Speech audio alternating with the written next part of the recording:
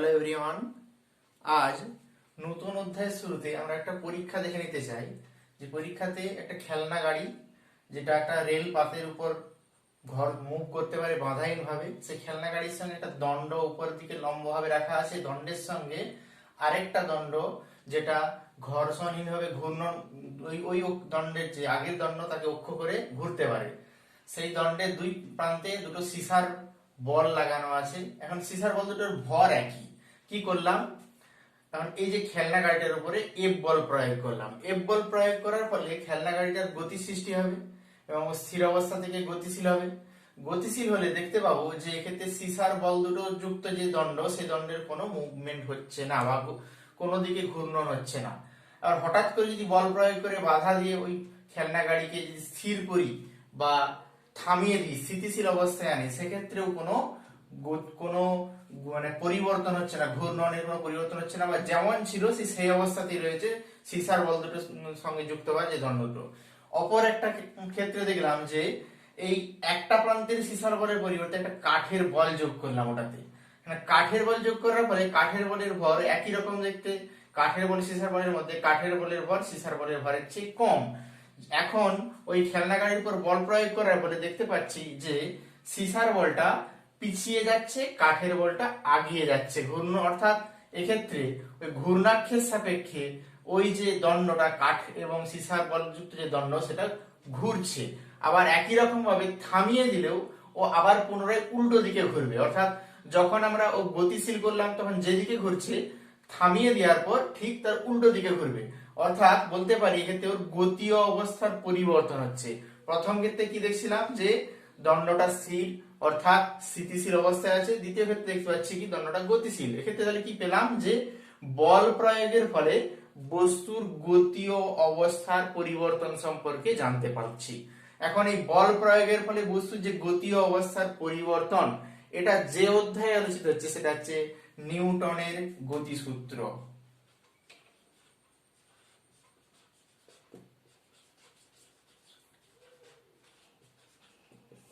আজ আমরা নিউটনের গতিসূত্র বিষয়ে অধ্যায়ের কিছু অংশ সম্পর্কে আলোচনা করব।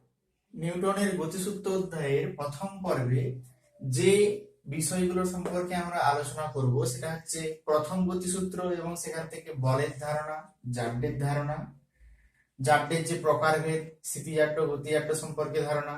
দ্বিতীয় গতিসূত্র থেকে ভরবেগ এবং বলের পরিমাপ, বলের পরিমাপের যে রাশিমালা প্রতিষ্ঠা করব, সেক্ষেত্রে বলের একক, পরম একক এবং অভিকর্ষী একক, বলের মাত্রা নির্ণয় করব। দ্বিতীয় গতিসূত্র থেকে প্রথম গতিসূত্রের যে প্রতিষ্ঠা, সেই প্রতিষ্ঠা আমরা করব। জড়ত্বীয় ভর কি, জড়ত্বীয় ভরের সেখান থেকে আমাদের জাড্ডের ব্যাখ্যা দেব। ওই দ্বিতীয় গতিসূত্র সম্পর্কিত যে গাণিতিক সমস্যাগুলো আছে, সেই সমস্যাগুলো সম্পর্কে আমরা একটু দেখে নেব। বলের বিভিন্ন যে ক্রিয়া, অর্থাৎ প্রতিমিত বল, অপ্রতিমিত বলের যে ক্রিয়া, সেগুলো সম্পর্কে আমরা ব্যাখ্যা করব। বলের ঘাত এবং ঘাত বলের ধারণা এবং কিছু গাণিতিক সমস্যার সমাধান করব। So let's start. নিউটন তার প্রিন্সিপিয়া ম্যাথমেটিকা যে গ্রন্থ রয়েছে, সেই গ্রন্থে যে বস্তুর গতি সম্পর্কিত যে তিনটে সূত্র দিয়েছে, তার প্রথম গতিসূত্র হচ্ছে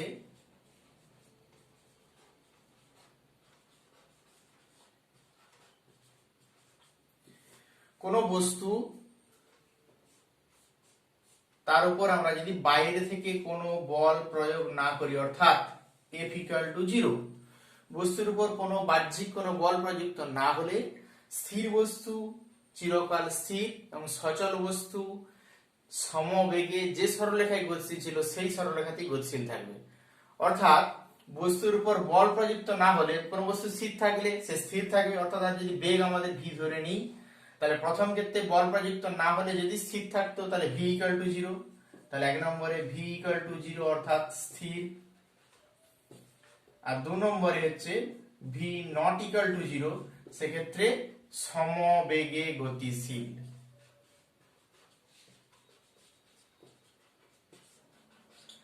এই হচ্ছে প্রথম গতিসূত্রের মূল বক্তব্য, যে কোনো বস্তুর উপর বাহ্যিক অপ্রতিমিত বল, অবশ্যই বাহ্যিক অপ্রতিমিত বল শূন্য। এখন অপ্রতিমিত বলতে গেলে ধারণা আছে যে অপ্রতিমিত বল কি আর প্রতিমিত বল কি। এখন কোন বস্তুর উপরে ভেবে নিচ্ছি আমরা দুটো বল ক্রিয়া করছে, একটা F1 বল এদিকে আর একটা উল্টো দিকে F2 বল। এখন F1 F2 পরস্পর বিপরীতমুখী, তাহলে এক্ষেত্রে বস্তুর উপর ক্রিয়াশীল লব্ধি বল কি হতে পারে? F1 মাইনাস F2 বা F2 মাইনাস F1। কোনটা বড়, F1 না F2 কোনটা বড় তার উপরে নির্ভর করছে। যদি F1 বড় হয় তাহলে লব্ধি বলের দিক হবে F1 মাইনাস F2, মান দিক হবে F1 বরাবর। কিন্তু যদি আমাদের F1 ইকুয়াল টু F2 হয়, সেক্ষেত্রে বস্তুর উপর ক্রিয়াশীল বলের লব্ধি কি হবে? F এফেক্টিভ যদি কার্যকর বল ভাবি ইকুয়াল টু 0, তার কারণ F1 মাইনাস F2 আর F2 মাইনাস F1 দুটোই শূন্য। সেক্ষেত্রে এই বলটাকে বলা হবে প্রতিমিত বল। এটা হচ্ছে প্রতিমিত বল। আর এই বল সংস্থাকে বলা হচ্ছে, এটা এফেক্টিভ, এটা হচ্ছে অপ্রতিমিত বল।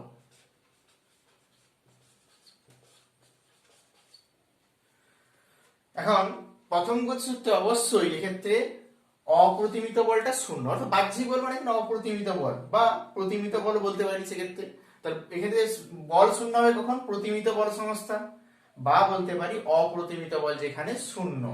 এখন এখান থেকে আমরা কোন কোন বিষয়ের ধারণা পাই? এখন বস্তুর বিভিন্ন অবস্থা, একটা কি স্থির অবস্থা, একটা গতিশীল অবস্থা, অর্থাৎ বস্তুর অবস্থা নির্ধারণকারী কিছু ধর্ম পাই, সেই ধর্মকে বলা হচ্ছে জাড্য। সুতরাং আমরা বলতে পারি প্রথম গতিসূত্র থেকে আমরা কিসের ধারণা পেলাম? জাড্য। আর কিসের ধারণা পেয়েছি? যা প্রয়োগ করার ফলে বস্তুর অবস্থার পরিবর্তন হতে পারে। স্থির বস্তু গতিশীল বা গতিশীল বস্তু স্থির হতে পারে, অর্থাৎ বলের ধারণা বা বলের সংজ্ঞা। সুতরাং প্রথম গতিসূত্র থেকে আমরা পেলাম যে বলের ধারণা এবং জাড্যের ধারণা। প্রথম গতিসূত্র থেকে আমরা কিভাবে বলের ধারণা পেতে পারি? তাহলে বলের ধারণা এখানে পেতে গেলে বা কিভাবে বলকে সংজ্ঞায়িত করতে পারি?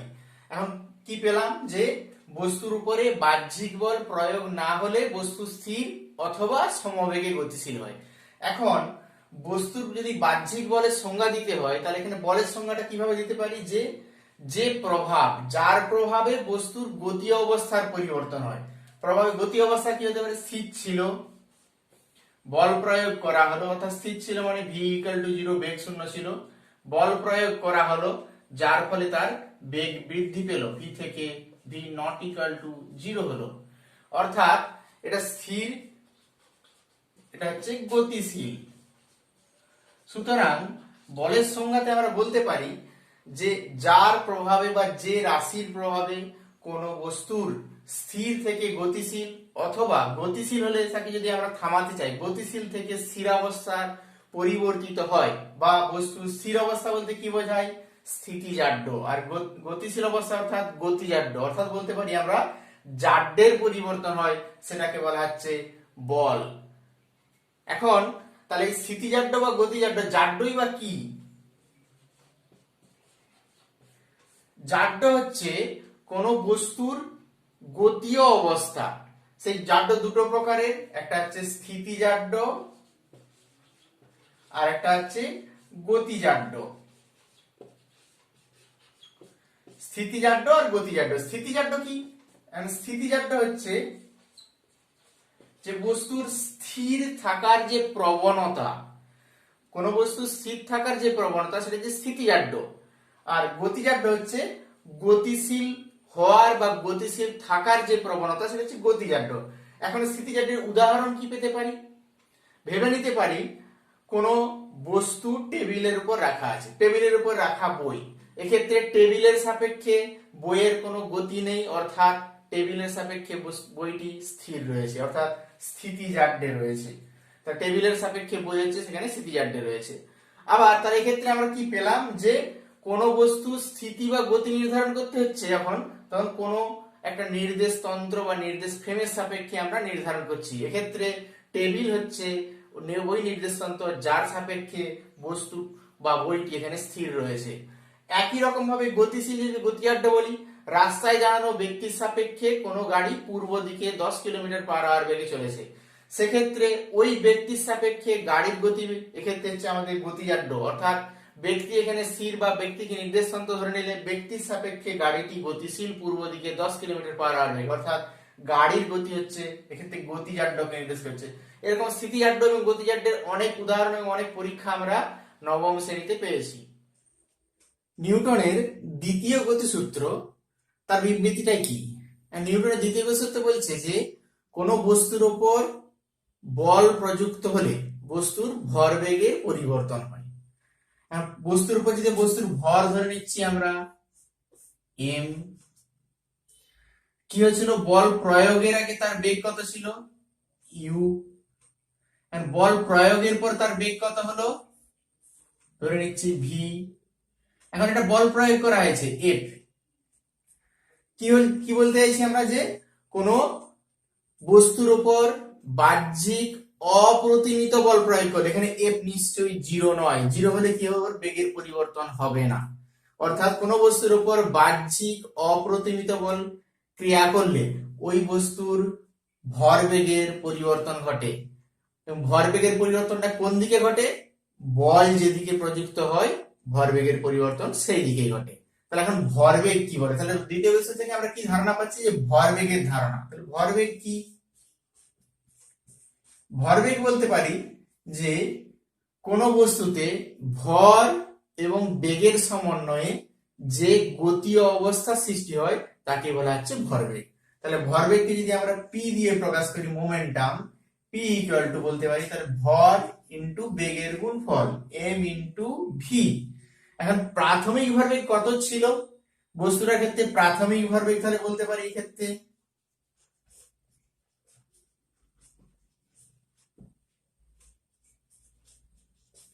M U. অন্তিম ভরবেগ বল প্রয়োগের পর ভরবেগ কি হলো এম ভি। এখন বল যদি আমাদের টি সময় ধরে ক্রিয়া করে, তাহলে বল হচ্ছে বস্তুটার উপরে টি সময় ধরে ক্রিয়া করেছে, তাহলে দ্বিতীয় গতিসূত্রের বিবৃতি অনুযায়ী প্রযুক্ত বল বস্তুর ভরবেগের পরিবর্তনের হারের সঙ্গে সমানুপাতিক। তাহলে ভরবেগের পরিবর্তন কত এই ক্ষেত্রে, ভরবেগের পরিবর্তন সেটা আমরা বলতে পারি এমভি মাইনাস এমইউ। পরিবর্তনের হার, তাহলে কার সাপেক্ষে, এখানে সময়ের সাপেক্ষে ভরবেগের পরিবর্তনের হার, অর্থাৎ এমভি মাইনাস এমইউ বাই টি, এটা হচ্ছে ভরবেগের পরিবর্তনের হার। কার সঙ্গে সমানুপাতিক, প্রযুক্ত বলের সঙ্গে সমানুপাতিক, অর্থাৎ f proportional to m v minus m u by t. এখন প্রপোর্শনালকে যদি আমরা সমান করে একটা ধ্রুবক দিয়ে গুণ করি, k into m into v minus u by t. এখন ভরের বেগের পরিবর্তনের হারকে আমরা লিখলাম m into v minus u by t, অর্থাৎ এম ইন্টু বেগের পরিবর্তনের হার। বেগের পরিবর্তনের হারকে আমরা কি দিয়ে লিখি, ত্বরণ, অর্থাৎ ত্বরণ সমান আমরা পড়েছি v minus u by t. তাহলে f equal to k into m a, যেখানে কে একটা ধ্রুবক রাশি, সাধারণ ক্ষেত্রে কে এর মান 1 ধরে নেওয়া হয়, কে এর মান 1 হলে এফ ইকুয়াল টু এম এ। এটাই নিউটনের গতিসূত্র, দ্বিতীয় গতিসূত্রের গাণিতিক রূপ, যেক্ষেত্রে বল, ভর এবং ত্বরণের সঙ্গে সম্পর্কযুক্ত। এক্ষেত্রে ধরে নেওয়া হয়েছে বস্তুর ভর ধ্রুবক। বস্তু যদি ভর ধ্রুবক না হতো, অর্থাৎ ভর যদি পরিবর্তনশীল হতো, সেক্ষেত্রে দ্বিতীয় গতিসূত্রের যে গাণিতিক রূপ হবে সেটা আমরা দেখে নেব। পরিবর্তনশীল ভরের ক্ষেত্রে আমরা ধরে নিচ্ছি যে বস্তুটার ভরবেগ ছিল পি, বল প্রয়োগের ফলে ওর ভরবেগ দাঁড়ালো পি প্লাস ডিপি, যেখানে সময় লেগেছে টি সময় এফ বল প্রয়োগের ফলে। তাহলে আমাদের ভরবেগের পরিবর্তন এখানে এফ সমান আমরা বলতে পারি P plus DP minus P. এখন এখানে সময় যদি ডিটি হতো তাহলে কি পেতাম, এটা ডিভাইডেড বাই ডিটি, অর্থাৎ ডিপি বাই ডিটি। বা আমরা ডেল্টা আকারে লিখে সেক্ষেত্রে আমরা টি টেন্ডস টু 0 করেও, যেটা আমাদের অবকলের যে সংজ্ঞা, অবকলনের সেই সংজ্ঞা অনুযায়ী আমরা এটা করতে পারতাম। এখন আমরা কি পেয়েছি, পি সমান, পি হচ্ছে ভরবেগ, ভর ইন্টু বেগের গুণফল, যেখানে ভি হচ্ছে কোন মুহূর্তে বস্তুর বেগ আর এম হচ্ছে কোন মুহূর্তে বস্তুর ভর। তাহলে এক্ষেত্রে আমরা নিউটনের সমীকরণ দ্বারাই f equal to d d t of m v, অর্থাৎ m d v by d t plus v d m by d t. যেহেতু ভর এবং বেগ দুটোই পরিবর্তনশীল ক্ষেত্রে, তাই সেক্ষেত্রে এফ পেলাম এম ডিভি বাই ডিটি অর্থাৎ এম ইন্টু ত্বরণ plus v d m by d t অর্থাৎ f equal to m a plus v d m by d t. এটা হচ্ছে পরিবর্তনশীল ভরের ক্ষেত্রে আমাদের দ্বিতীয় গতি সূত্রের গাণিতিক রূপ। আর এক্ষেত্রে যদি বেগ ধ্রুবক হয় তাহলে V equal to constant. V constant হলে এফ সমান আমরা কি বলতে পারি, সেক্ষেত্রে এ সমান অর্থাৎ DV by DT equal to 0, A সমান DV by DT equal to 0। তাহলে তখন অতএব এফ সমান আমরা পেতে পারি কি ভি ডিএম বাই ডিটি। কোথায় ঘটে এটা, যে বস্তুর বেগ ধ্রুবক অথচ ভর পরিবর্তনশীল? Conveyor belt. কনভেয়ার বেল্ট কোনগুলো? যেগুলো পিচ গালাইয়ের ক্ষেত্রে ব্যবহৃত হয়। কি হয় তাতে আমরা পিচের যে নুড়িগুলো সেগুলো আমরা বেলচাতে করে তুলে দিই ওই বেল্টের খাঁজে খাঁজে। তা সেক্ষেত্রে আমাদের ভর বৃদ্ধি পায়। বিভিন্ন কারখানাতে বিভিন্ন সামগ্রী যন্ত্রাংশ থেকে উৎপন্ন পদার্থ বিভিন্ন জায়গাতে প্যাকেজিং এর জন্য যাচ্ছে, সেক্ষেত্রে আমরা কনভেয়ার বেল্ট ব্যবহার করি। সেক্ষেত্রে কি দেখতে পাই, আমাদের ভরের পরিবর্তন হচ্ছে বেল্টে, কিন্তু বেল্টের বেগ নির্দিষ্ট। আবার জ্বালানি অর্থাৎ আমাদের যে রকেট উৎক্ষেপণ, সেই রকেটের গতির ক্ষেত্রে আমরা ভর এবং বেগ দুটোরই পরিবর্তন পাই, অর্থাৎ সেটা আমাদের এই সূত্র মেনে চলবে, ভর এবং বেগ এখানে দুটোই পরিবর্তিত হয়। তাহলে আমরা দ্বিতীয় গতিসূত্র থেকে কি কি পেলাম? ভর বেগের ধারণা পেলাম আর বলের পরিমাপ করার যে রাশিমালা সেটা সম্পর্কে জানতে পারলাম। এখন বলের পরিমাপ করতে গেলে বলের একক সম্পর্কে জানতে হয়। এখন একক দুটো পদ্ধতি রয়েছে, একটা হচ্ছে পরম একক পদ্ধতি আর একটা হচ্ছে অভিকর্ষীয় একক।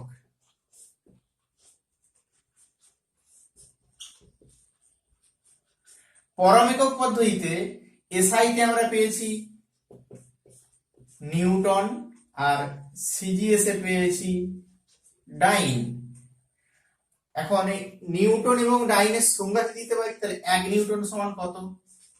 1 নিউটন সমান বলতে পারি 1 কেজি গুণিত 1 মিটার পার সেকেন্ড স্কয়ার। তার কারণ এফ সমান আমরা কি পেয়েছি, স্থির ভরের ক্ষেত্রে এফ ইকুয়াল টু এম এ, স্থির ভর যেখানে এম হচ্ছে স্থির।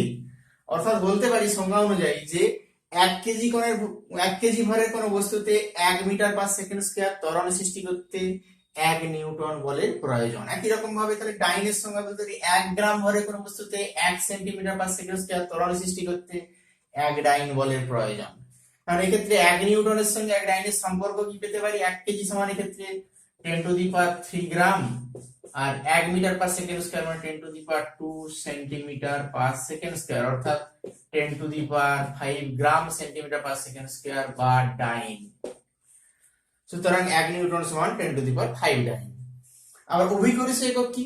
অভিকর্ষী একক পদ্ধতিতে সিজিএস এবং এসআই তে আমরা লিখি হচ্ছে কিলোগ্রাম ভার, কেজি ওয়েট কিলোগ্রাম ভার, আর সিজিএস এ লিখি এটা হচ্ছে গ্রাম ভার। আর এটা সংজ্ঞা কি, 1 কিলোগ্রাম ভার মানে কত আর 1 গ্রাম ভার মানে কত, সেক্ষেত্রে সংজ্ঞা কি? তাহলে 1 কিলোগ্রাম ভার হচ্ছে 1 কেজি ভরের কোন বস্তুকে পৃথিবী যে বল দ্বারা নিজের কেন্দ্রের দিকে আকর্ষণ করে সেটাকে বলা হচ্ছে 1 কিলোগ্রাম ভার। একই রকম ভাবে 1 গ্রাম ভার কি হবে, 1 গ্রাম ভরের কোন বস্তুকে পৃথিবী যে বল দ্বারা নিজের কেন্দ্রের দিকে আকর্ষণ করে সেটাকে বলা হচ্ছে 1 গ্রাম ভার। তাহলে 1 কিলোগ্রাম ভারের সঙ্গে 1 গ্রাম ভারের সম্পর্ক কি? 1 কিলোগ্রাম ভার সমান 1 কেজি গুণিত জি, জি মানে কত 9.8 মিটার পার সেকেন্ড স্কয়ার, অর্থাৎ 9.8 kilogram metre per second square মানে নিউটন, অর্থাৎ 1 কিলোগ্রাম ভার সমান 9.8 নিউটন। একই রকম ভাবে 1 গ্রাম ভার আমরা বের করতে পারি, যেহেতু এখানে অভিকর্ষী ত্বরণের মান 9.8। এখন এই অভিকর্ষী একক এটা কেন পরম হচ্ছে না, কেন এটাকেই পরম একক বলা হচ্ছে? কারণ অভিকর্ষী একক নির্ধারিত হচ্ছে বস্তুটা যে গ্রহে অবস্থিত তার অভিকর্ষজ ত্বরণের উপর। এখন বিভিন্ন গ্রহের ক্ষেত্রে অভিকর্ষজ ত্বরণের মান বিভিন্ন, সেই জন্য পৃথিবীর ক্ষেত্রে অভিকর্ষজ ত্বরণের মান 9.806 ধরে নিই আমরা, মিটার পার সেকেন্ড স্কয়ার ধরে নিই। সেই জন্য আমরা কিন্তু অভিকর্ষী এককের সংজ্ঞাতে আমরা জি এর মান 9.8 পেয়েছি। এখন অভিকর্ষী একক এবং পরম এককের মধ্যে কি করে আমরা সম্পর্ক পেতে পারি? তাহলে অর্থাৎ উল্টো দিক দিয়ে, তাহলে 1 নিউটন সমান কত? 1/9.8 কেজি ওয়েট। তাহলে কোন বস্তুর উপর যদি আমাদের 98 নিউটন অর্থাৎ 98 নিউটন বল প্রযুক্ত হয়, 98 নিউটন মানে কত? তাহলে 10 কেজি ওয়েট। 98 দিয়ে 10, 98 কে 9.8 দিয়ে ভাগ করে দিলে পাই আমরা 10 কেজি ওয়েট। এটা মনে রাখতে হবে আমাদের যে পরম একক এবং অভিকর্ষী এককে ট্রান্সফার কিভাবে আমরা করছি। এবার আসি বলের মাত্রা। এখন বলের মাত্রা কিভাবে নির্ণয় করব আমরা? বলের সঙ্গে ওর ভরের সম্পর্কযুক্ত যে সমীকরণ F সমান m ইনটু a, মাত্রা লিখি আমরা থার্ড ব্র্যাকেট দিয়ে। তাহলে বলের মাত্রা third bracket of F equal to ভরের মাত্রা মানে m, ত্বরণের মাত্রা l t to the power -2 অর্থাৎ m l t to the power -2 হবে এখানে বলের মাত্রা। এবার আমরা দ্বিতীয় গতিসূত্র থেকে প্রথম গতিসূত্র কিভাবে প্রতিষ্ঠা করতে পারি? দ্বিতীয় গতিসূত্র কি বলছে যে স্থির ভরের ক্ষেত্রে বা কনস্ট্যান্ট ভর, স্থির ভর বলতে ক্ষেত্রে ধ্রুবক ভর, যেখানে ধ্রুবক মানে m ইকুয়াল টু কনস্ট্যান্ট, তার ক্ষেত্রে আমরা পাচ্ছি যে F equal to m into a অর্থাৎ m into v minus u by t। প্রথম ক্ষেত্রে কি বলছে যে বস্তু স্থির, অর্থাৎ বস্তু স্থির। তাহলে বস্তু স্থির হলে কি হবে? বাহ্যিক বল শূন্য। তো বস্তু স্থির কখন হবে? যখন F ইকুয়াল টু 0 হলে। তাহলে F ইকুয়াল টু 0 হলে আমরা কি পেতে পারি? v minus u equal to 0 অর্থাৎ v ইকুয়াল টু u। এখন প্রাথমিক বেগ যদি 0 হয়, বস্তু স্থির মানে বলতে পারি u ইকুয়াল টু 0 অর্থাৎ প্রাথমিক বেগ শূন্য, অতএব অন্তিম বেগও শূন্য। অর্থাৎ বলতে পারি কি, বাহ্যিক অপ্রতিমিত বল প্রযুক্ত না হলে স্থির বস্তু সব সময় স্থির থাকবে, অর্থাৎ তার স্থিতিজাড্য বজায় রাখবে। একই রকম ভাবে যদি u নট ইকুয়াল টু 0 হয়, সেক্ষেত্রে v সমান u, অর্থাৎ প্রাথমিক বেগ এবং অন্তিম বেগ দুটো একই, অর্থাৎ বলতে পারি বস্তু এক্ষেত্রে সমবেগে গতিশীল হবে। সুতরাং প্রথম গতিসূত্র বলছে যে বাহ্যিক অপ্রতিমিত বল ক্রিয়া না করলে কোনো স্থির বস্তু চিরকাল স্থির এবং সচল বস্তু সমবেগে সরল রেখা বরাবর গতিশীল হবে। এটা হচ্ছে আমাদের দ্বিতীয় গতিসূত্র থেকে প্রথম গতিসূত্রের ধারণা বা ব্যাখ্যা। এখন জড়ত্বীয় ভর বলতে কি বোঝাচ্ছে? দ্বিতীয় গতিসূত্রের যে গাণিতিক রূপ F সমান m ইনটু a, অর্থাৎ a সমান আমরা বলতে পারি F বাই m। এখন কোন বস্তুর উপরে প্রযুক্ত বল F যদি কনস্ট্যান্ট হয়, F ইকুয়াল টু কনস্ট্যান্ট, তাহলে আমরা বলতে পারি a proportional to 1 by m। তাহলে F কনস্ট্যান্ট হলে আমরা পাচ্ছি a proportional to 1 by m, অর্থাৎ বস্তুর ত্বরণ নির্ধারিত হচ্ছে বস্তুর ভর দ্বারা। ভর যদি বেশি হয় তাহলে m বাড়লে, m যদি বৃদ্ধি পায় তাহলে a কি হবে? হ্রাস পাবে। ত্বরণ হ্রাস পাওয়া মানে অর্থাৎ কি, বস্তু যে অবস্থায় ছিল সেই অবস্থা, যদি সেটা স্থিতি অবস্থা হয় তাহলে স্থিতি অবস্থা বজায় থাকবে, যদি গতিশীল অবস্থা হয় তাহলে গতিশীল অবস্থাও বজায় থাকবে। যে অবস্থায় ছিল, ত্বরণ হ্রাস মানে ত্বরণ শূন্যের দিকে যাচ্ছে। এখন m যদি এক্ষেত্রে হ্রাস পায় তাহলে একই রকম ভাবে a বৃদ্ধি পাবে। অর্থাৎ বলতে পারি ভারী বস্তুর ক্ষেত্রে নির্দিষ্ট পরিমাণ বল প্রয়োগের জন্য ভারী বস্তুর ত্বরণ কম হবে, হালকা বস্তুর ত্বরণ বেশি হবে। মানে এই ভারী বস্তুর ত্বরণ কম এবং হালকা বস্তুর ত্বরণ বেশি হলে আমরা কি পাচ্ছি যে তাহলে ভারী বস্তুর ত্বরণ কম, অর্থাৎ ভারী বস্তুকে নাড়ানো বা গতিশীল করতে গেলে বেশি বলের প্রয়োজন, অর্থাৎ ভারী বস্তুর জড়তা বেশি, অর্থাৎ ভারী বস্তুর স্থিতিশীলতা ধর্ম বেশি, অর্থাৎ স্থিতিজাড্য বেশি। হালকা বস্তুর গতিশীল সহজে হয়, অর্থাৎ হালকা বস্তুর ক্ষেত্রে গতিজাড্য তুলনামূলকভাবে বেশি, স্থিতিজাড্য কম। এখন এই ধারণাটা বা ধর্মটা কোথায় কাজে লাগছে?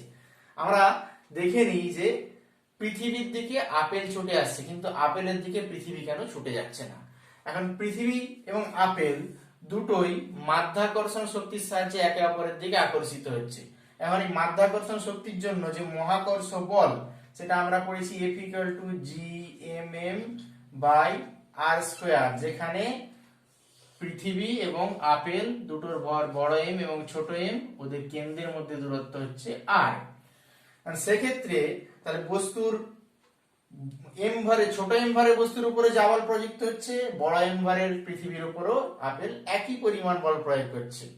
কিন্তু ত্বরণ কত? তাহলে ছোট এম ভরের বস্তুর উপর ত্বরণ, তাহলে ছোট আপেলের ত্বরণ, আপেলের ত্বরণ যদি বলি আমরা, তাহলে আপেলের ত্বরণ এ ছোট এম সাফিক্স দিই, তাহলে F/m করলে পাই G বড় এম বাই r²। পৃথিবীর ক্ষেত্রে পৃথিবীর ত্বরণ এ বড় এম পাচ্ছি আমরা এখানে G ছোট এম বাই r²। একই রকম ভাবে তাহলে কি পেলাম এক্ষেত্রে? এ ছোট এম মাচ গ্রেটার এ বড় এম, অর্থাৎ আপেলের ত্বরণ পৃথিবীর ত্বরণের চেয়ে অনেক গুণ বেশি। তাই বলতে পারি আপেল পৃথিবীর দিকে আসছে, কিন্তু পৃথিবী আপেলের দিকে যে যাচ্ছে সেই পরিমাণ আমরা নগণ্য বা গণনার মধ্যে নেই আমাদের। এটা আমাদের এই জড়ত্বীয় ভরের ধারণা থেকেও ব্যাখ্যা করতে পারলাম। নিউটনের দ্বিতীয় গতিসূত্র সম্পর্কিত যে গাণিতিক সমস্যাগুলো আছে, সেক্ষেত্রে বস্তুর উপর প্রযুক্ত বল F দেওয়া থাকতে পারে, এবং যে ক্ষেত্রে বস্তুর ভর দেওয়া থাকতে পারে, ত্বরণ নির্ধারণ করতে হতে পারে, বা সেখান থেকে বস্তুর প্রাথমিক বেগ দেওয়া থাকলে নির্দিষ্ট সময় অন্তরে ওর বেগ এবং অবস্থান নির্ধারণ করতে হতে পারে। এখন এমনই একটা প্রবলেম যে একটা 10 গ্রাম ভরের বস্তু, যার ভর m বলা আছে 10 গ্রাম, প্রযুক্ত বল বলা আছে এখানে 10I plus 20J newton. 10I plus 20J newton, dyne যদি হয় তাহলে খুব সহজ হয়, ডাইন বল প্রযুক্ত হচ্ছে। এখন এই বস্তুর উপর বল প্রয়োগের পর t = 3 সেকেন্ড পরে বেগ মানে v কত, আর অবস্থান অর্থাৎ s বা সরণ বা r যদি বলি আমরা, r সমান কত দেওয়া আছে। যে প্রাথমিক বেগ u = 0, অর্থাৎ স্থির অবস্থার থেকে শুরু হয়েছে। তাহলে এক্ষেত্রে আমরা বের করব কি, f যেহেতু দেওয়া আছে এবং m যেহেতু দেওয়া আছে, তাহলে ত্বরণ নির্ধারণ করতে পারবো F/m করে। সেক্ষেত্রে আমরা পাই I plus 2J centimetre per second square. A যেহেতু পেয়ে গেছি, আমরা টি জানি এবং ইউ জানি, সেক্ষেত্রে আমরা ভি বের করতে পারবো, ভি সমান ইউ প্লাস এ টি। তার কারণ এখানে এফ এবং এ যেহেতু ভেক্টর আকারে রয়েছে, অর্থাৎ আমাদের যে অন্তিম বেগ বেরোবে সেটা টি সমান 3 সেকেন্ড পরে যে বেগ সেটা আমাদের ভেক্টর আকারে বেরোবে, মানে 0 প্লাস 3 দিয়ে গুণ করলে 3I plus 6J centimetre per second, অর্থাৎ বলতে পারি 3I plus 6J centimetre per second. কারণ এর মান নির্ধারণ করতে পারি, তাহলে মড ভি সমান √3² প্লাস 6² সেন্টিমিটার পার সেকেন্ড। এটা আমরা মান নির্ধারণ করতে পারলাম। তাহলে একই রকম ভাবে আমাদের সরণ নির্ধারণ করতে হতে পারে, অর্থাৎ r সমান ইউটি প্লাস হাফ এ টি স্কয়ার।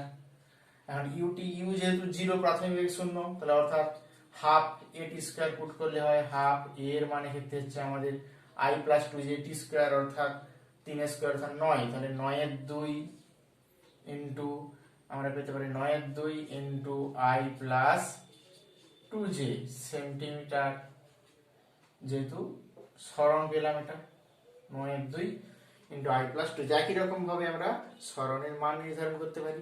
তাহলে এই ধরনের সমস্যা এখান থেকে আসতে পারে। আরেক ধরনের সমস্যা আমরা যেটা দেখে নেব, যে পরিবর্তনশীল ভরের ক্ষেত্রে কি ঘটনা ঘটছে। পরিবর্তনশীল ভরের ক্ষেত্রে আমরা যে সমীকরণ পেয়েছি, যদি আমাদের বেগ ধ্রুবক হয় v F=v dm/dt, যেটা পরিবর্তনশীল ভরের ক্ষেত্রে। এখন আমাদের একটা প্রবলেম দেয়া আছে, একটা মোটর চালিত বেল্ট যাতে বেগ যেটা হচ্ছে 5 মিটার পার সেকেন্ড বেগে যাচ্ছে। এখন প্রতি সেকেন্ডে ওই বেল্টের উপরে যদি আমাদের প্রতি সেকেন্ডে 10 কেজি করে বালি পড়ে, অর্থাৎ ওতে যে বালি পড়ার হার অর্থাৎ ভরের পরিবর্তনের যে হার বেল্টের উপরে অর্থাৎ dm/dt যেটা, সেটাকে আমরা বলতে পারি 10 কেজি পার সেকেন্ড। সেক্ষেত্রে ওই বেল্ট যে চালিত হচ্ছে মোটর দ্বারা, সে মোটরের অতিরিক্ত ক্ষমতা কত হবে নির্ণয় করতে হতে পারে। অর্থাৎ অতিরিক্ত ক্ষমতা, মোটরের অতিরিক্ত ক্ষমতা নির্ধারণ করতে হবে। কারণ অতিরিক্ত ক্ষমতা আছে, ক্ষমতা সমান আমরা কি জানি, কৃতকার্য ডিভাইডেড বাই সময়। ক্ষমতা সমান P সমান আমরা পেয়েছি W/T, তাহলে W সমান F ইন্টু S, বল ইন্টু সরণ বাই সময়, তাহলে বল ইন্টু S বাই সরণ বাই সময় মানে কি বেগ, তাহলে বল ইন্টু বেগ। তাহলে প্রথমে আমাদের কি করতে হবে, বল নির্ধারণ করতে হবে। তাহলে অতএব আমাদের P ক্ষমতা সমান F সমান V ইন্টু dm/dt, তাহলে V into dm/dt into V অর্থাৎ V square dm/dt। V square means 5 square অর্থাৎ 25 ইন্টু dm/dt মানে 10 অর্থাৎ 250 একক। কি হবে ক্ষমতার একক, ক্ষমতার একক কৃতকার্য বাই সময়, অর্থাৎ যেহেতু সবই এসআই পদ্ধতিতে রয়েছে এক্ষেত্রে জুল পার সেকেন্ড বা ওয়াট, জুল পার সেকেন্ড বা ওয়াট। এই ধরনের গাণিতিক সমস্যা এখান থেকে আসে। এবার আমরা আসি বলের বিভিন্ন ক্রিয়া। এই বলের বিভিন্ন ক্রিয়ার আগে আমাদের প্রতিমিত বল আর অপ্রতিমিত বল সম্পর্কে আমরা জেনে ফেলেছি আগে। মানে বলের বিভিন্ন ক্রিয়ার ক্ষেত্রে প্রথম ক্ষেত্রে হচ্ছে বস্তুর কেবলমাত্র ত্বরণ সৃষ্টি করতে হবে, কেবলমাত্র ত্বরণ সৃষ্টি। কেবলমাত্র ত্বরণ সৃষ্টি করার জন্য একটা বল হলেই হবে। কোনো বস্তুর উপর যদি যে কোনো দিকে নির্দিষ্ট মানের একটি বল প্রযুক্ত হয় তাহলেই ওর বস্তুর উপরে কেবলমাত্র ত্বরণ সৃষ্টি হবে। 2 নম্বরে কেবলমাত্র বিকৃতি সৃষ্টি। এখন বিকৃতি বলতে কি বোঝায়, বিকৃতি বলতে ওর আকার বা আকৃতির পরিবর্তন। যেমন ভাবে আমরা ভাবতে পারি যে একটা ঘনকাকৃতি বস্তু ছিল, আর এই ঘনকাকৃতি বস্তুর উপর বল প্রয়োগ করার ফলে ওটা ঘনকাকৃতি থেকে আকার পরিবর্তিত হয়ে গেল,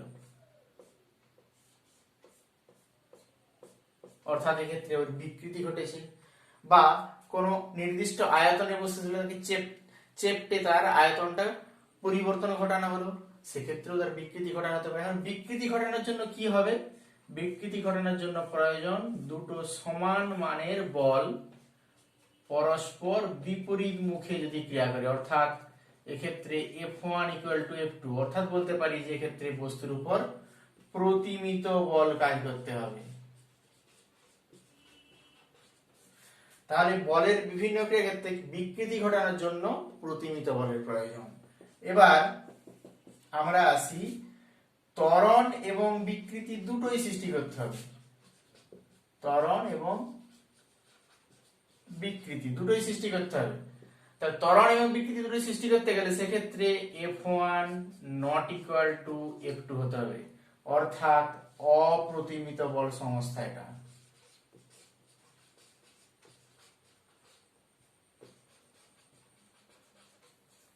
সেক্ষেত্রে বস্তুর ত্বরণ কোন দিকে ক্রিয়া করবে, যে বল বেশি হবে, যদি F1 বড় হয় তাহলে মান হবে F1 - F2 F1 এর দিকে, আর যদি F2 বড় হয় তাহলে F2 - F1, সেখানে F2 বরাবর বস্তুর ত্বরণ সৃষ্টি হবে। ইম্পালস অফ এ ফোর্স অর্থাৎ বলের ঘাত।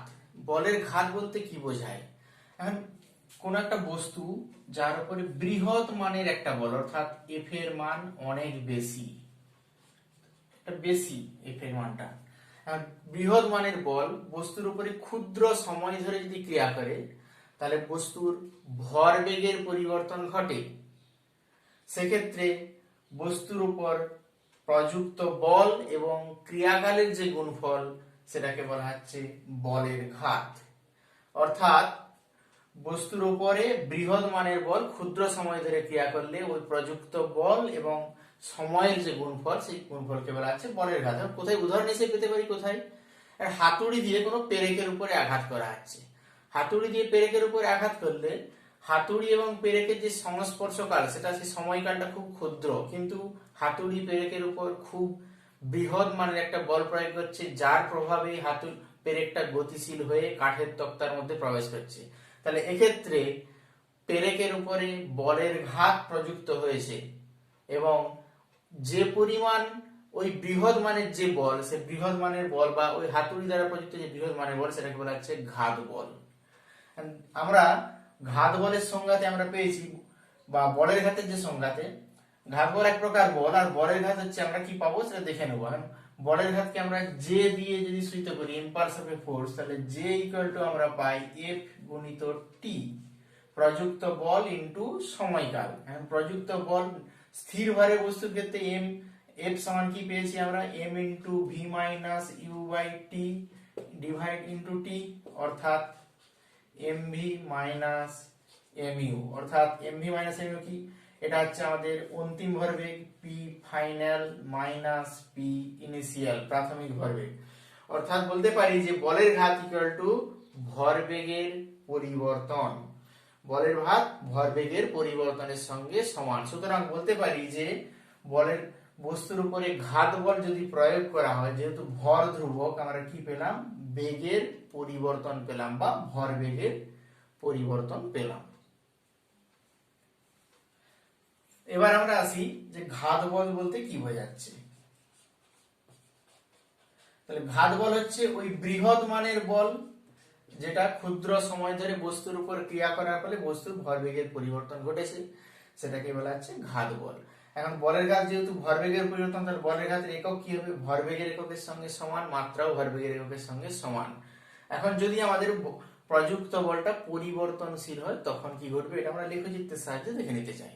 স্থির বলের ক্ষেত্রে যদি ঘাত বলের মানটা স্থির হয় এবং ধ্রুবক হয়, সেক্ষেত্রে এফ এবং টি এর লেখচিত্র হবে সময় অক্ষের সঙ্গে সমান্তরাল, এবং এফ এবং টি লেখচিত্র এবং সময় অক্ষের যে মধ্যবর্তী ক্ষেত্রফল অর্থাৎ এই অংশ, এটা কি নির্ধারণ করছে, এটা নির্ধারণ করছে ক্ষেত্রফলটাকে আমরা বলতে পারি এফ গুণিত টি, অর্থাৎ এটা ভরবেগের পরিবর্তনের সঙ্গে সমান।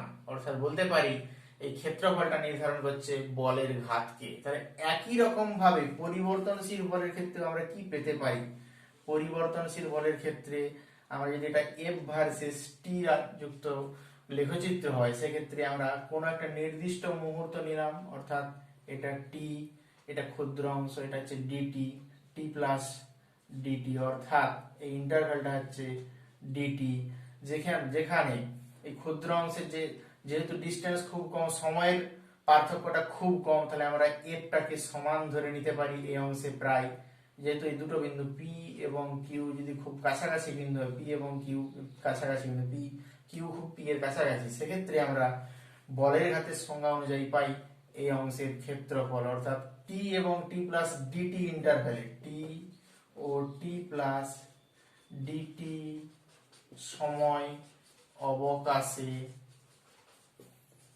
বলের ঘাত ডি জে যদি আমরা ধরে নিই সমান হয় এফ ইন্টু ডিটি।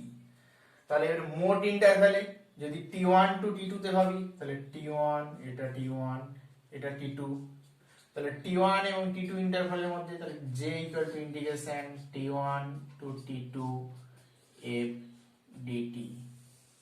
অর্থাৎ পরিবর্তনশীল ভরের ক্ষেত্রে আমরা যখন বলের ঘাত নির্ধারণ করব, সেক্ষেত্রে বল সময়ের সাপেক্ষে বলের যে সমাকলন নির্দিষ্ট সময় অন্তরে, সেটাকে বলা হচ্ছে বলের ঘাতের মান। বলের ঘাত সম্পর্কিত যে সমস্ত গাণিতিক সমস্যা আসে তার ক্ষেত্রে আমাদের এভাবে দেয়া থাকতে পারে যে কোনো বস্তুর উপরে নির্দিষ্ট পরিমাণ বল প্রযুক্ত করুন, তাহলে সেক্ষেত্রে বল প্রয়োগ যদি আমাদের ধরে নিই যে 69 বল প্রয়োগ হয়েছে, এখন প্রযুক্ত বল কত সময় ধরে, টি এর মান 10 সেকেন্ড ধরে, 10 সেকেন্ড ধরে 69 যদি বল প্রযুক্ত হয়, সেক্ষেত্রে বস্তুর ভরবেগের পরিবর্তন নির্ণয় করতে হতে পারে। স্বাভাবিকভাবে সাধারণভাবে গুণ করে দিলে এফ ইন্টু টি সমান আমরা কি জানি এমভি মাইনাস এমইউ সমান এফ ইন্টু টি, তাহলে সেক্ষেত্রে হয়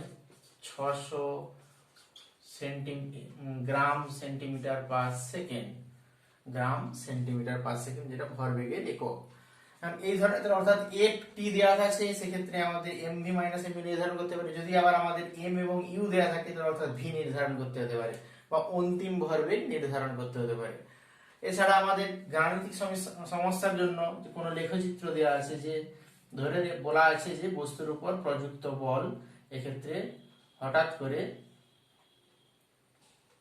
পরিবর্তনশীল প্রযুক্ত বল, ধরে নিচ্ছি এটা হচ্ছে আমাদের 5 নিউটন, এটা হচ্ছে আমাদের 10 নিউটন।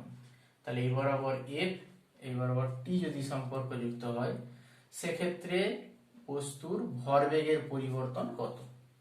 কারণ এক্ষেত্রে বস্তুর ভরবেগের পরিবর্তন বা বলের ঘাত নির্ধারণ হতে পারে এক্ষেত্রে। তাহলে এক্ষেত্রে আমরা বলের ঘাত আমরা পড়েছি যে বল এবং সময়ের যে লেখচিত্র এবং সময় অক্ষের মধ্যবর্তী ক্ষেত্রফল, অর্থাৎ এই যে ক্ষেত্রফল সেটা নির্ধারণ করলে হবে ও, এটা নাম দিয়ে দিয়ে বি সি। তাহলে এখানে ও এ বি সি ট্রাপিজিয়ামের ক্ষেত্রফল, ট্রাপিজিয়াম এর ক্ষেত্রফল। এখন ট্রাপিজিয়ামের ক্ষেত্রফলের সূত্র আমরা পড়েছি, ও বিন্দুতে 0, এখন সি বিন্দুতে সময় যদি আমাদের 4 সেকেন্ড হয়, এটা সেকেন্ডে হয়, তাহলে সেক্ষেত্রে আমাদের ভরবেগ বা ভরবেগের পরিবর্তন বা বলের ঘাত পাবো আমরা এক্ষেত্রে করেসপন্ডিংলি পাই আমরা ট্রাপিজিয়ামের ক্ষেত্রে বলি হাফ ইন্টু সমান্তরাল বাহুদের সমষ্টি, অর্থাৎ ওএ প্লাস বিসি ইন্টু এর মধ্যবর্তী লম্ব দূরত্ব, অর্থাৎ 5 প্লাস 10 গুণিত ওদের মধ্যবর্তী লম্ব দূরত্ব হচ্ছে 4, মানে 15 ইন্টু 2 মানে 30। একক কি পাবো আমরা এখানে 30 কেজি মিটার পার সেকেন্ড। তাহলে এই ধরনের গাণিতিক সমস্যা আমাদের দিতে পারে। আজ এ পর্যন্তই, থ্যাংক ইউ।